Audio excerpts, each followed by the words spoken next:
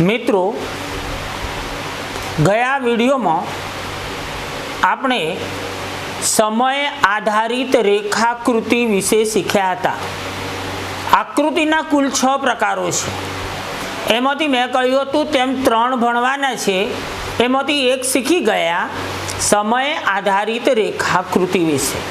અને એની અંદર આપણે એવું કહ્યું હતું કે 2 ચલ વચ્ચેના સંબંધની, ફરી એકવાર, 2 ચલ વચ્ચેના સંબંધની રેખા અને તેનો ઢાળ દર્શાવવો। હવે આપણે આજે બીજો પ્રકાર જોવાનો છે, સ્તંભ આકૃતિ વિશે। એટલે સ્તંભ આકૃતિ વિશે જોઈએ તો સ્તંભ એટલે શું, તો આપણે સાદી ભાષામાં ગુજરાતીમાં વિચારવું હોય તો સ્તંભ એટલે થાંભલા। જ્યારે થાંભલાની રચના હોય એને આપણે સ્તંભ કહીએ છીએ।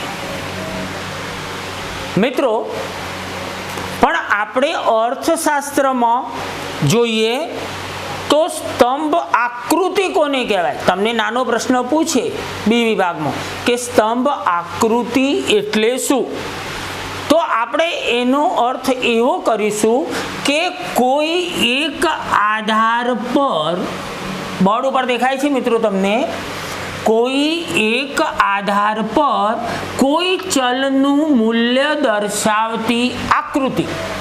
કોઈ એક આધાર આપેલો છે, ધારો કે સમયગાળો, અને એક જ ચલનું મૂલ્ય દર્શાવવામાં આવ્યું હોય ત્યારે આપણે તેને સ્તંભ આકૃતિ કહીએ છીએ।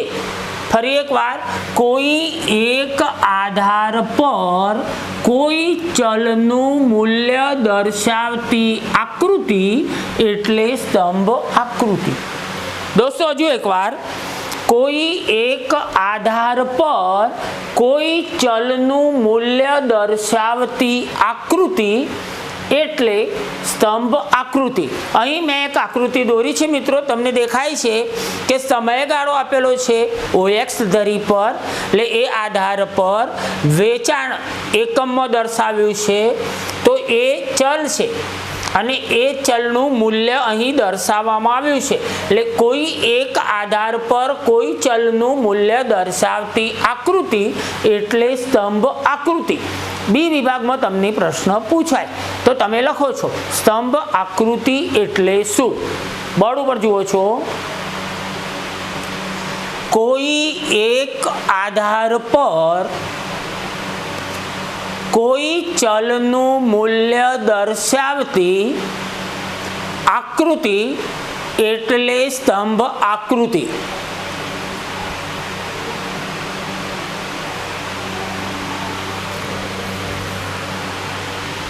હવે મિત્રો ધ્યાન આપો છો, અહીં એવું લખ્યું છે મેં પોઈન્ટ્સ કરીને, સ્તંભ આકૃતિ કોઈ એક ચલના મૂલ્યની, એટલે ચલ જે આપેલું છે તેનું મૂલ્ય દર્શાવતું હોય, વિવિધ વિભાગો વચ્ચેની વહેંચણી દર્શાવે છે। જુદા જુદા વિભાગોમાં, અહીં તમે જો આપ્યું છે આ મહિનામાં, આ મહિનામાં, આ મહિનામાં, જુદા જુદા મહિનાઓમાં એનું વહેંચણી કરીને બતાવી દીધી છે કે ક્યાં કેટલું છે તે। એટલે આપણે એવું કહીશું, સ્તંભ આકૃતિ કોઈ એક ચલના મૂલ્યની વિવિધ વિભાગો વચ્ચેની વહેંચણી દર્શાવે છે। આ વધુ માહિતી તમને આપી છે। હવે તમે એનાથી આગળ જુઓ, જ્યારે આપણે સ્તંભ આકૃતિ રચવાની હોય ત્યારે આ સ્તંભો ક્યારેક ઊભા હોઈ શકે અથવા આડા પણ આમ દોરેલા હોઈ શકે, પણ મિત્રો લગભગ મોટા ભાગની આકૃતિઓમાં ઊભા સ્તંભ જોવા મળશે। એટલે આપણે એવું લખીશું, આવી આકૃતિ ઊભા કે આડા સ્તંભો દોરીને દર્શાવાય છે। અહીં ઊભા બતાવ્યા છે, એટલે જ્યારે આકૃતિ બતાવવાની હોય ત્યારે એવું કહ્યું કે આવી આકૃતિ, આવી એટલે કઈ, તો સ્તંભ આકૃતિ। સ્તંભ આકૃતિ ઊભા કે આડા સ્તંભો દોરીને દર્શાવાય છે। હવે આ જે સ્તંભ દોર્યા છે એ સ્તંભોની ઊંચાઈ છે, અહીં 35 છે, અહીં 60 છે, અહીં 65 છે, 40, 50 અને 30. તો એ શું દર્શાવે છે? તો ચલનું મૂલ્ય દર્શાવે છે. કોઈ પણ જે સ્તંભ દોર્યો હોય તેની ઊંચાઈ તે વિભાગ કે સમય માટે જે ચલ આપેલો છે તેનું મૂલ્ય કેટલું છે? જાન્યુઆરી અને ફેબ્રુઆરીમાં કેટલું વેચાણ થયું હતું? તો 35 બતાવેલું છે. તો એ મૂલ્ય દર્શાવે છે. એટલે આપણે એવું કહી શકીએ કે સ્તંભની ઊંચાઈ તે વિભાગ કે સમય માટે ચલનું મૂલ્ય દર્શાવે છે. મિત્રો સમજી ગયા છો કે સ્તંભની ઊંચાઈ શું દર્શાવે છે? તો જે વિભાગ કે સમય માટે ચલનું મૂલ્ય દર્શાવે છે. ઊંચાઈ શું દર્શાવે છે? સ્તંભની ઊંચાઈ તો ચલનું મૂલ્ય દર્શાવે છે. હવે આટલું તમને કદાચ પૂછે કે સ્તંભ આકૃતિ એટલે શું, સમજાવો, અને એના 2 માર્ક્સ આપેલા હોય તો તમારે તેની વ્યાખ્યા લખ્યા પછી આ 3 પોઈન્ટ્સ લખવા પડે. તમે શોર્ટ સ્ક્રીન પાડી લેશો અને જો હાલ ન લખી શકો તો પછી તમે લખી લેશો. હવે મિત્રો આપણે સ્તંભ આકૃતિ એટલે શું એ શીખ્યા પછી સ્તંભ આકૃતિના પ્રકારો વિશે જોવું છે. દોસ્તો બરાબર યાદ રાખજો, આકૃતિના પ્રકારો પૂછે તો 6 છે જે આગળ મેં ચલાવ્યું છે, પણ સ્તંભ આકૃતિના પ્રકારો કેટલા એવું પૂછે તો 3 છે. સ્તંભ આકૃતિના પ્રકારો કેટલા છે? 3 છે. એટલે તમને બી વિભાગમાં પૂછી નાખે કે સ્તંભ આકૃતિના પ્રકારો કેટલા છે? તો 3. અને આકૃતિના પ્રકારો પૂછે તો 6. એટલે આપણે સ્તંભ આકૃતિ શીખીએ છીએ એટલે એના 3 પ્રકારો છે અને એ 3 પ્રકારો અહીં બોર્ડ પર મેં લખ્યા છે. સાદી સ્તંભ આકૃતિ, પાસેની સ્તંભ આકૃતિ અને વિભાજિત સ્તંભ આકૃતિ. દોસ્તો આપણે બરાબર વસ્તુને યાદ રાખીશું કે લગભગ બોર્ડની પરીક્ષામાં પ્રશ્નપત્રનો છેલ્લો પ્રશ્ન આકૃતિ એટલે કે આલેખનો હોય છે અને લગભગ તે સ્તંભ આકૃતિ વિશેનો જ હોય. પછી તે સાદી સ્તંભ આકૃતિ હોય, પાસેની કે વિભાજિત, પણ ટૂંકમાં લગભગ હોય છે સ્તંભ આકૃતિનો.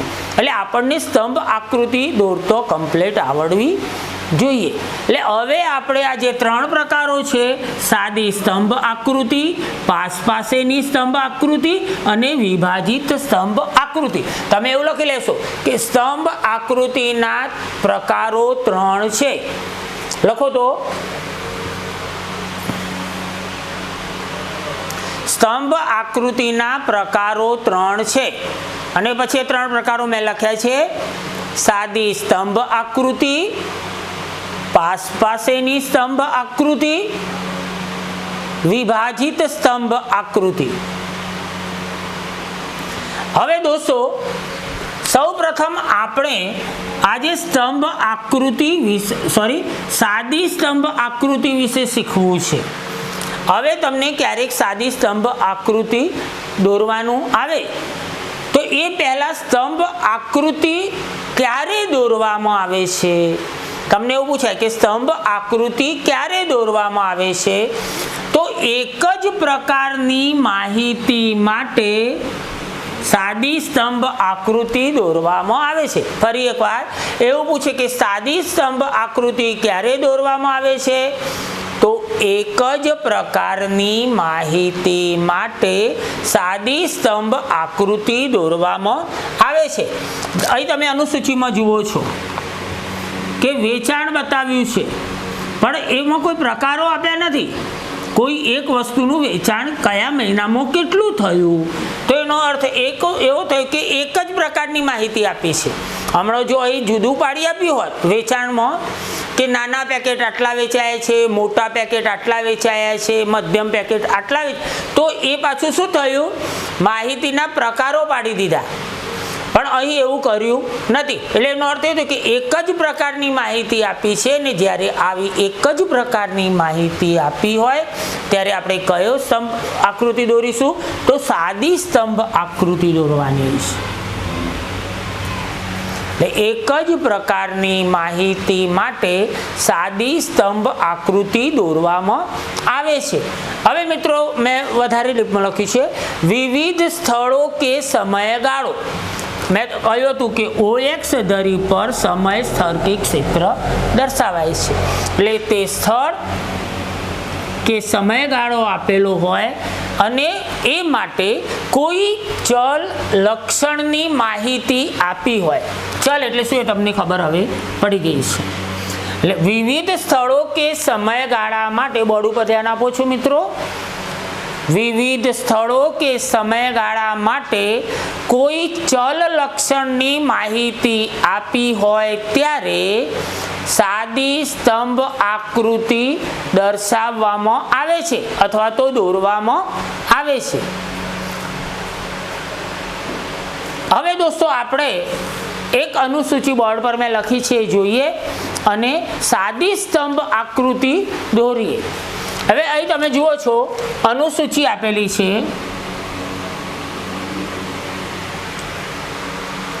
હવે અહીં મહિનો એટલે સમયગાળો બતાવવામાં આવ્યો છે અને અહીં વેચાણ એકમમાં બતાવ્યું છે. કેટલા એકમ વેચાણ થયું, કોઈ X વસ્તુનું કેટલા એકમ વેચાણ થયું છે. તો ધારો કે ચોકલેટો, તો એનું કેટલું વેચાણ થયું છે. પેનો, તો એનું એ રીતે બતાવ્યું છે. એટલે તમારે ધારી લેવાનું છે કે આ વેચાણ શાનું બતાવ્યું છે. હવે અહીં મહિના બતાવ્યા છે. જાન્યુઆરી અને ફેબ્રુઆરીમાં 35 એકમ વેચાણ થયું છે. માર્ચ અને એપ્રિલમાં 60 એકમ વેચાણ થયું છે.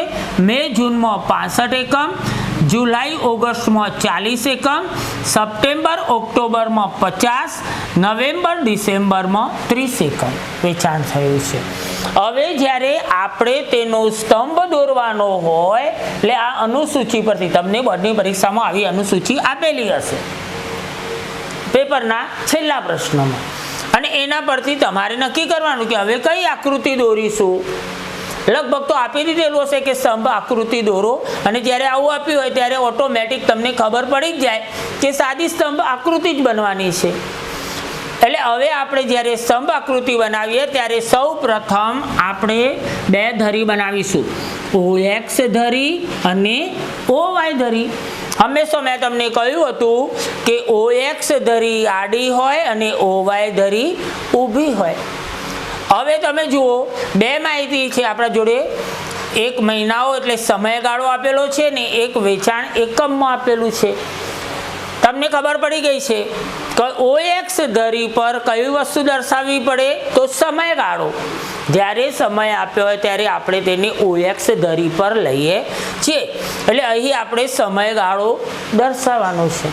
હવે સમયગાળો કેટલા આપેલા છે તો 1, 2, 3, 4, 5 અને 6. એટલે અહીં 6 સ્તંભ બનશે એવું ફાઇનલ થઈ જશે. મિત્રો કેટલા સ્તંભ બનશે તમે આ રીતે નક્કી કરશો કે જે માહિતી આપી છે એમાં 1, 2, 3, 4, 5 અને 6 પોઈન્ટ સમયના બતાવ્યા છે. તો અહીં 6 સ્તંભ બને. એટલે આપણે લખી દીધું છે જુઓ, જાન્યુઆરી, ફેબ્રુઆરી, માર્ચ, એપ્રિલ, મે, જૂન, જુલાઈ, ઓગસ્ટ, સપ્ટેમ્બર, ઓક્ટોબર, નવેમ્બર અને ડિસેમ્બર. એટલે એટલા સ્તંભ બને. પણ સ્તંભ બનાવતા પહેલા મિત્રો યાદ રાખજો કે બે સ્તંભ વચ્ચેનું અંતર સરખું હોવું જોઈએ. હવે આ સ્તંભ અહીંથી આટલા દોર્યો, પછી આ બીજો છે આટલા લઈ જાવ તો ન ચાલે. અહીં જેટલું અંતર લીધું છે એટલું જ અંતર આ બીજા સ્તંભ અને પહેલા સ્તંભ વચ્ચે હોવું જોઈએ. બીજા અને ત્રીજા વચ્ચે પણ એટલું જ અંતર હોવું જોઈએ. ત્રીજા અને ચોથા વચ્ચે પણ એટલું જ અંતર. એટલે તમામ સ્તંભો વચ્ચેનું અંતર સરખું હોવું જોઈએ. અને અહીં પણ ધ્યાન રાખવાનું છે, પહેલો સ્તંભ તમે અહીં OY ધરીથી જેટલું અંતર છોડો છો એટલું અંતર દરેક સ્તંભ વચ્ચે આપણે લેવાનું છે. તમને આકૃતિ દેખાય છે મિત્રો બોર્ડ ઉપર. હવે વેચાણ એકમમાં આપ્યું છે. મેં તમને ગયા વખતે આપણે જ્યારે રેખાકૃતિ શીખ્યા ત્યારે તમને આખી વાત રજૂ કરી હતી કે જ્યારે કોઈ મૂલ્ય આપેલું હોય તો આપણે બે વસ્તુ જોઈ લેવાનું, નાનામાં નાની સંખ્યા અને મોટામાં મોટી સંખ્યા. તો અહીં આપણે જોઈએ છીએ કે નાનામાં નાની 30 છે અને મોટામાં મોટી 65 છે, એટલે આપણે 70 સુધી તો જવું જ પડશે, એટલે 10નું અંતર લઈએ, નહીં તો પછી શું થશે મોટું. મિત્રો જગ્યાના અભાવે મેં આકૃતિ થોડીક નાની દોરી છે, એટલે તમે શોર્ટ સ્ક્રીન પાડી અને ઝૂમ કરીને જોઈ લેશો. હવે જુઓ, અહીં આપણે 5ના એકમો ગણવા જઈએ, 5, 10, 15, તો અહીં નહીં આવી રહે, એટલે આપણે શું કર્યું, 10થી ચાલુ કર્યું છે. 10, 20, 30, 40, 50 અને 60. હવે આપણે જ્યારે એ રીતે બનાવ્યું છે ત્યારે સૌથી પહેલું તમે જુઓ, જાન્યુઆરી અને ફેબ્રુઆરીનો સ્તંભ કેટલા એકમ સુધી છે, 35. તો અહીં આપણે 35 સુધી જવાનું છે. 30 અને 40ની વચ્ચે 35 થશે.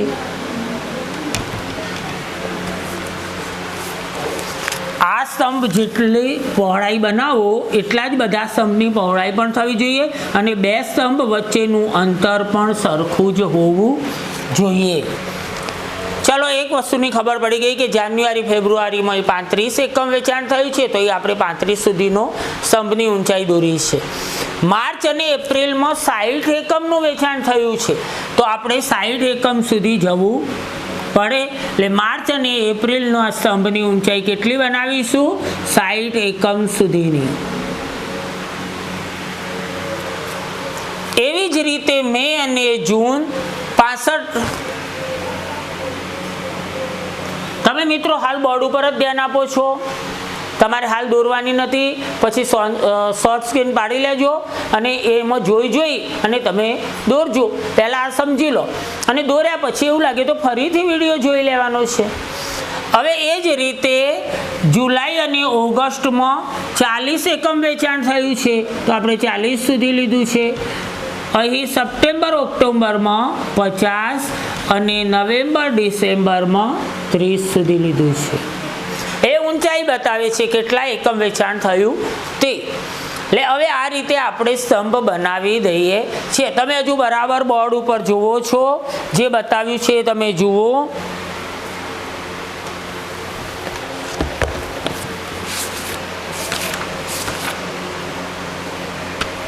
હવે જુઓ, જ્યારે તમે આ તો આપણે મેં સમજાવવા માટે લખ્યું છે, પણ બોર્ડની પરીક્ષામાં લખતા હોય ત્યારે સ્ત્રોત લખવો આવશ્યક છે એવું મેં કહ્યું હતું. એટલે આપણે આ અનુસૂચિ બનાવીએ એના પછી એનો સ્ત્રોત લખી દેવો પડે, પણ આ તો વેચાણ એકમમાં લખ્યું છે, એટલે કોઈ ચોક્કસ દુકાનનું નામ ના હોય, શેનું વેચાણ થયું છે એ પણ આપણને ખબર ના હોય બધી, એટલે આપણે કાલ્પનિક એવું લખી દેવા કે આ જે અનુસૂચિ બતાવી છે એનો સ્ત્રોત કાલ્પનિક છે, આપણે કલ્પના કરી છે કે આ મહિનામાં આટલું વેચાણ થયું અને આ મહિનામાં આટલું વેચાણ થયું. એટલે નીચે અહીં તમારે સ્ત્રોત એવું લખી અને લખવાનું કાલ્પનિક.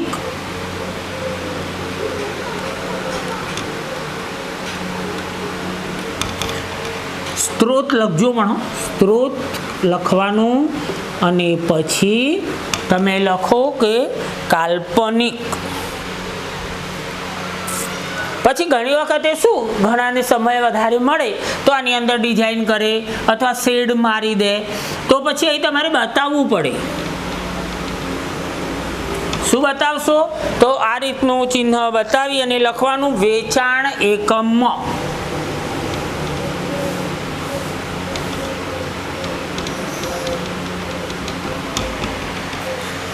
હવે ધારો કે, હવે તમે જોઈ રહ્યા છો, માત્ર તમારી સમજૂતી માટે વાત કરું છું કે ધારો કે એની અંદર તમે કોઈ આ રીતે લીટીઓ બનાવો છો, જરૂર નથી આ તો સાદી સ્તંભ આકૃતિ છે એટલે બનાવવાની, પણ એ રીતે પછી બધામાં બનાવી દેવી પડે, તો અહીં તમારે એ રીતે બતાવવું પડે. તમે શેડ પેન્સિલનો મારી દો છો તો અહીંયા શેડ મારી દઈને બતાવવાનું, એટલે તમારી આકૃતિ તૈયાર થઈ જશે. તો દોસ્તો, આજે આપણે સ્તંભ આકૃતિના પ્રકારો વિશે શીખતા હતા, અને એમાંનો પહેલો પ્રકાર સાદી સ્તંભ આકૃતિ શીખ્યા છીએ. તમે તમારા ચોપડાની અંદર એ આકૃતિ દોરી દેજો, અને જ્યારે પરીક્ષામાં પૂછાય ત્યારે પણ તમને આવડવી જોઈએ. હવે બોર્ડની પરીક્ષામાં 5 માર્ક્સનો પ્રશ્ન પૂછાય દોસ્તો, તો તમે માત્ર અનુસૂચિ પરથી આકૃતિ દોડો એટલે 2.5 માર્ક્સ મળે. આ રીતની આકૃતિ દોરી હશે તો 2.5 માર્ક્સ કમ્પ્લીટ તમને મળી જવાના છે. અને બીજા 2.5 શેમાંથી મળશે? વિશ્લેષણ બનાવવું પડશે. મેં તમને એ પણ આગળ કહ્યું હતું કે વિશ્લેષણની અંદર 2.5 માર્ક્સ લેવા હોય તો કુલ કેટલા મુદ્દાઓ બનાવવા પડે? 5 પોઈન્ટ્સ લખવા પડે. અને એ તમને કહી દીધું હતું કે પહેલામાં OX ધરી પર સમયગાળો દર્શાવવામાં આવ્યું છે અને OY ધરી પર વેચાણ એકમમાં દર્શાવવામાં આવ્યું છે. એ પછી આપણે અહીં આવી જવાનું. પછી અહીં તમે લખી શકો કે જાન્યુઆરી અને ફેબ્રુઆરીમાં વેચાણ એકમમાં 35 હતું, જે વધીને માર્ચ એપ્રિલમાં 60 થયું છે. અને એ રીતે ના લખો તો એવું પણ લખી શકો કે મહિનાઓનો અભ્યાસ કરતો વસ્તુનું વેચાણ નવેમ્બર અને ડિસેમ્બરમાં સૌથી ઓછું એટલે કે 30 એકમ હતું. પછી સૌથી વધુ બતાવી દેવાનું કે મે અને જૂનમાં સૌથી વધુ એટલે કે 65 એકમ હતું. પછી એવું એ બતાવી શકો, જો 35માંથી 60 થયું ને 60માંથી 65 એટલે વધારો થયો છે એ બતાવો. અહીં તમે જુઓ ઘટ્યું છે તો ઘટાડો થયો,